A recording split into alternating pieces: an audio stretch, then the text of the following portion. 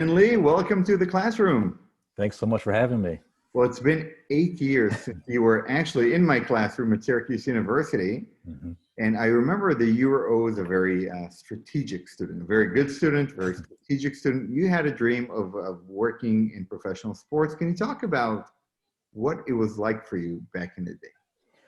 Yeah. Again, thanks so much for having me. When we last spoke, I was all full steam ahead trying to get into a sports organization. I grew up a huge sports fan and knew I wanted to work in some capacity for a sports team or league. Um, I actually think I came to your office and we talked about the pros and cons of taking an internship or a job with the Philadelphia Eagles or one with Edelman, actually, close to graduation. Um, yeah, working in sports, I've learned it gave me a lot of great opportunities, a lot of unique experiences that a lot of people don't ever get.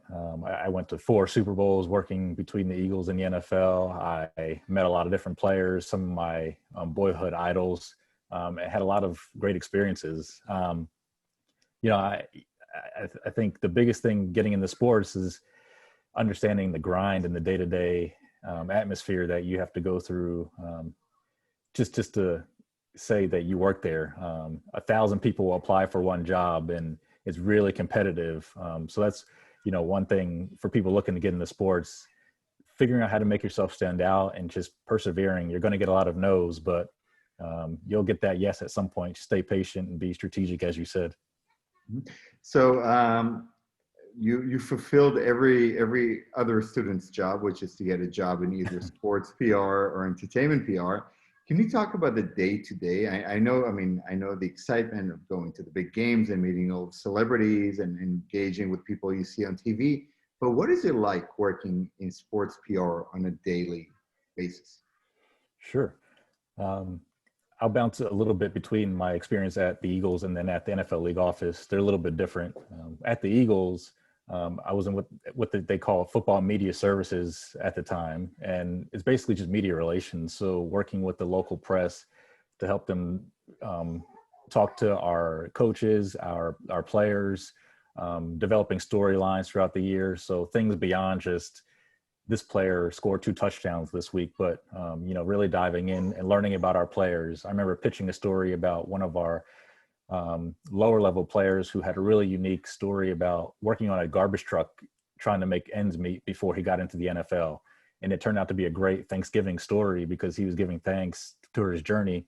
And it turned out to be a really great story for the Philadelphia Inquirer during that time. It's very day to day. It's all about the next week in the games on Sunday when you're working at a team. At the league, my role was a little bit different. So I split my time between football information. So, Peyton Manning or Tom Brady doing really cool things on the field. I split that time with our alumni relations department as well as our health and safety. So as you all, I'm sure know, concussions and health and safety was a big deal in the NFL, and making sure that players are safe as can be while they're playing a relatively dangerous sport. The league does a lot of great things for players, making sure that they stay healthy, not only while they're playing, but long after they're retired. And so doing comms around that stuff, spend a lot of my time doing. And then the alumni relations part, again, it's just making sure that people understand the NFL isn't just the players you see on the field this week or next week, but a lot of players, the NFL celebrating their 100th season this year. A lot of players have come and gone, and the NFL is still taking care of them, whether it be benefits or opportunities or just helping them manage their day-to-day lives. So a lot of communications work around that type of stuff too. Who are the real stakeholders? I mean, in the typical sports-related arena, it's the media and the fans, right? Yep. You're talking about like secondary stakeholders. Most people never really think about. It may be primary stakeholders. Definitely. Your immediate team, so ownership, players, others in the organization. So it could be internal comms and the employees inside the building. Fans obviously are a huge constituent and a huge part of sports. And then you have your players. there's also a component where politicians and people on the Hill are really invested and interested in what's going on in sports. You're seeing leagues getting called to testify about different issues all the time. In the 90s in baseball, it was the steroid era. In the early 2000s, it was the NFL and concussions. So, a lot of people, even untraditional stakeholders in sports. Yeah, and we see it these days with the NBA, right? For sure, absolutely. Right. So continue. So you were working in the NBA, in the NFL, a dream job, but you're not there anymore. No. Tell us about your journey. Spent 4 years at the NFL league office. And towards the end of my run, I started to look around and figure out, where I wanted my career to go. And in the sports, you kind of understand early on that it's a slow road to move up. As I was saying, a lot of people want the jobs, and when they get in them, they don't typically leave until it's time to retire. And for me, I just have the mindset of wanting to grow and continue to learn and do different things. And so I happened to find a job at Twitter. So it was a really unique opportunity to continue working in sports. But hold on, before you jump there, I want you to take us from the mindset shift of Brandon before graduation from the graduate school, the SI Newhouse School at Syracuse University, who all he wanted to do is get that dream job in sports. Yep. Brandon, 5 or 6 years later, who said, you know what, I need something else in my life. Definitely. I think the mindset is you start to realize that saying you work for the NFL isn't quite enough or isn't quite fulfilling enough. Or saying, hey, I've been to this Super Bowl, or I'm getting to go to this or that event. That perk isn't quite a perk anymore. You kind of learn, you're maturing and figuring out different things that you value. I valued being able to spend a little bit more time at home with my wife, and valued a paycheck a little bit more than I did when I was a young professional. And so I started having conversations with bosses asking, is there an opportunity to move up, or not necessarily move up, but move into another role where I feel like I can utilize my talents a little bit better, and I think might be better for me in the long term. And having those conversations, you kind of figure out where your place is. And so it's no longer about, the job isn't doing this or that for me. It's more about, I know what the job has offered me and what will continue to offer me. So I need to, if I'm that unhappy or I'm not as fulfilled, I need to make the move. It's my responsibility. It's no longer anyone else's to take control of your career. And I think that's the shift, having conversations where I was told, you'll probably be in this group or that group if you work here. You'll probably be working on this or that project, whether it's because of politics or just hierarchy, whatever it is. I think that understanding is what made me take the leap and start to look for other positions. All right. So thanks so much. So you moved to Twitter, and tell us about that. Sure. My first 2 years at Twitter, I worked in sports communications. So I did a lot of PR for our sports partnerships team. I was pitching stories about, LeBron James' Twitter account and sharing data around, how viral his posts were going. Or I was Can you give more examples. So why would Twitter want to promote LeBron James? Yeah. So ultimately, we say Twitter is what's happening in the world, what people are talking about. It's a global conversation. So if something's happening in the world, it's probably happening or being talked about on Twitter. And that's why you go to Twitter over your other platforms. Every service has a different utility, but for us, it's to show that if you want to learn about something quickly, whatever's happening, something that you're really passionate about, you probably need to be on Twitter. And so if you're a basketball fan and you care about LeBron James, or you care about culture, or the Cleveland Cavaliers or the LA Lakers, you probably need to be on Twitter because X number of people are following or retweeting or posting or talking about a tweet that LeBron had on this or that day. From a B2B perspective, advertisers spend money against content on Twitter. And so I was pitching stories to Sports Business Journal or Bloomberg to tell them, hey, we have really unique content and a really cool partnership and a rev share opportunity between the NFL and Twitter, or between MLS and Twitter or PGA. So, the stakeholders changed a little bit. It was from a consumer perspective, the people who are everyday users. And then from a business perspective, it was the advertising community and sharing different, positive stories about Twitter in that regard.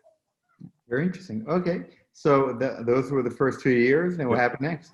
Yeah. Like I said a moment ago, I started to look around and, I took on this new challenge, but wanted to take on something a little bit differently. I still felt there was room for me to grow at Twitter. And you kind of learn along your career that you find different things you're passionate about.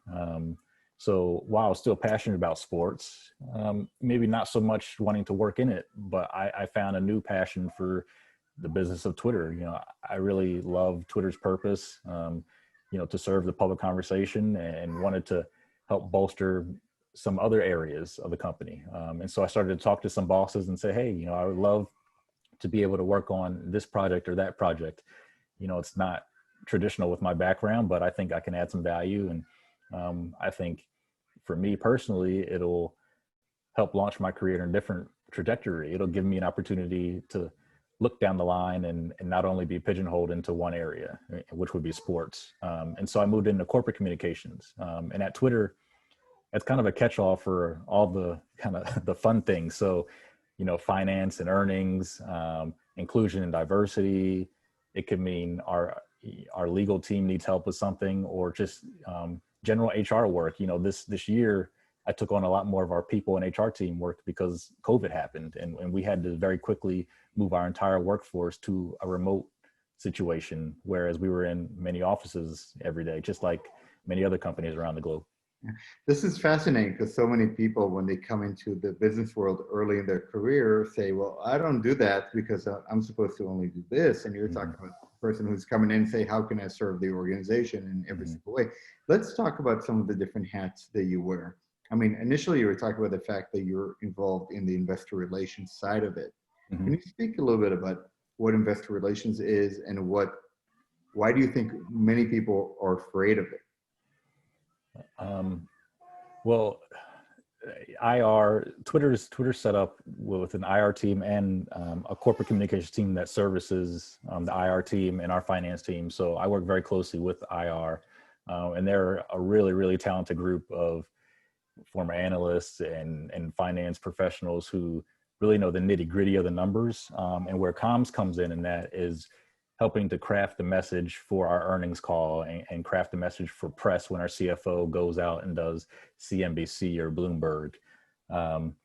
And, it's scary because it's a lot of numbers, and, it touches the bottom line. That stuff really matters. It's hard hitting stuff.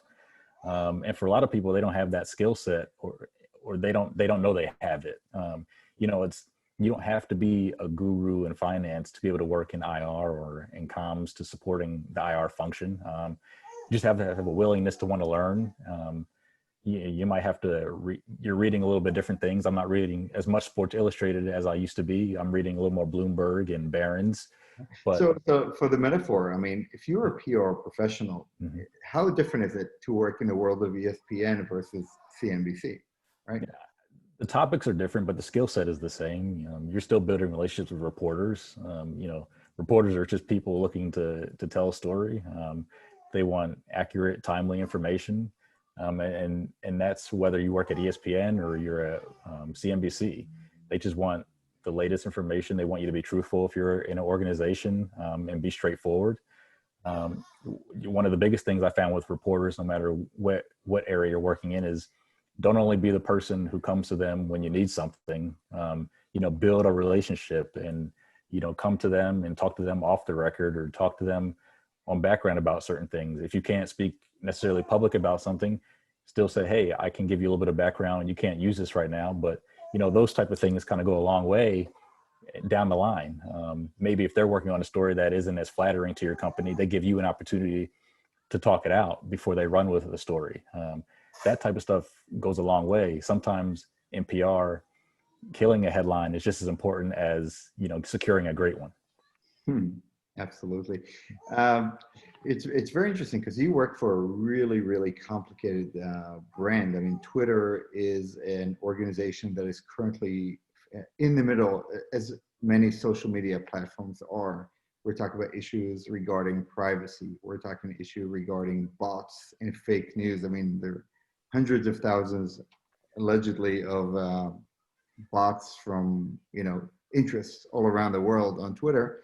And then there is a whole issue of hate speech on Twitter, right? And social media. So can you speak about some of the challenges and how your communication team faced management of these challenges?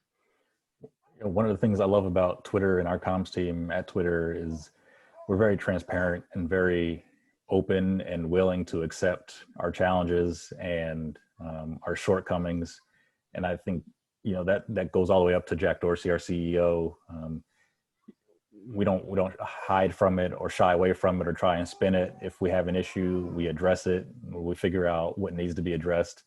I've been here 4 years, and there's been so many different issues that have come up, and we've always moved resources to where it needs to be, tackled. And so with the hate speech and dehumanizing language, different things like that, no different. So we know there is an issue. We've taken a lot of steps to address it. We've taken a lot of steps to make clear our rules. We've been really transparent about when we do take action, why we take action on things, why we don't take action on things.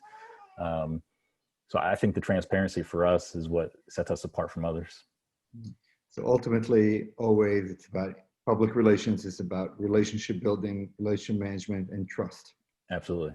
All right. I want to touch upon one last point. You were starting to speak about the fact that you work on some diversity and inclusion initiatives at Twitter. We are living in an age where the issues of social justice are coming to the forefront, and it seems like every single corporation out there is trying to position itself in a certain way around the issue of equality and social justice and all that. That's a wonderful thing. On the other hand, there's also criticism that these are not authentic issue stands, but rather trying to placate an expectation or, trying to say the right thing. Can you speak about that challenge in Twitter and all around? Sure. Yeah, there's definitely been a renewed focus on this, I'd say, in our country and the world at large this year. After George Floyd, particularly in May and June, you saw a lot of companies coming out, solidarity graphics or putting out statements. I think something that we're proud of at Twitter that sets us apart is that this work has been ongoing for a long time in terms of inclusion and diversity. We have a great team who's dedicated to this work and makes it their life work to make sure that our service represents the people who use Twitter. We take the attitude that Twitter can't be truly representative. We can't provide the most representative policies about hate speech, about whatever it may be, unless our company and the people who work in our company look like the people who are using Twitter. How can, just to give an example, how can a bunch of white men put in policies in place for underrepresented communities who are using Twitter when they don't face that same hate speech? So Twitter has really taken upon itself to put people in place who know these communities, who talk to these communities every day. That's one thing I think that we've done a great job with. In terms of society at large, it's a challenging balance, especially in PR, I think, because you want to represent your company in the best light, but sometimes your company isn't in the right part of the journey yet. There's a wide range of companies who are doing great things and some aren't not so good things. I think this is where having a seat at the table helps. As a PR professional, you're able to go in and say, look, this is an issue and it's not going away, and we need to do more than put out a statement or tweet a solidarity graphic. This is about doing the work and investing in communities and investing in underrepresented minorities, whether that's representation in the workforce or donating to other companies and other initiatives that are, uplifting those communities. Very good. Final question. Twitter is an organization, an international platform. I mean, you have users. I know Twitter is just huge all around the world, or in many parts of the world. Can you talk about the global presence and how you, as a comms person, as a public relation practitioner, work internationally? Yeah, our comms team, we have people all around the globe, and so me sitting here in New York, I have colleagues in London, in Dublin, in Paris, in all over Asia, India, down in Australia. So our team is well covered all over the globe, and we work together on a lot of campaigns.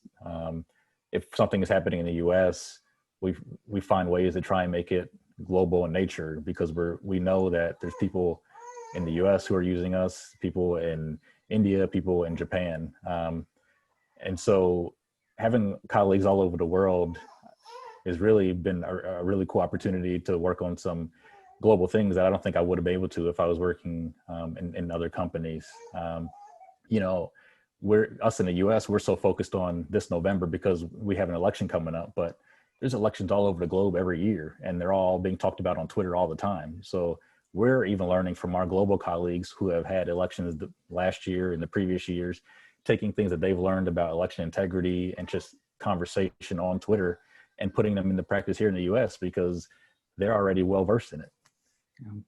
Brendan, I mean, I can talk to you forever. This is fascinating stuff, but I want to thank you so much for taking the time today. It's great to connect after all these years. Absolutely. Glad to speak with you. And congratulations on the baby on the background. It's the most important job you'll ever have. She's very vocal today. So. All right. Brandon Lee, thank you so much. And Thank if you. anybody wants to follow you on Twitter, follow me at Brendan3Lee. Easy enough. And I'll add the information in the description section of this video.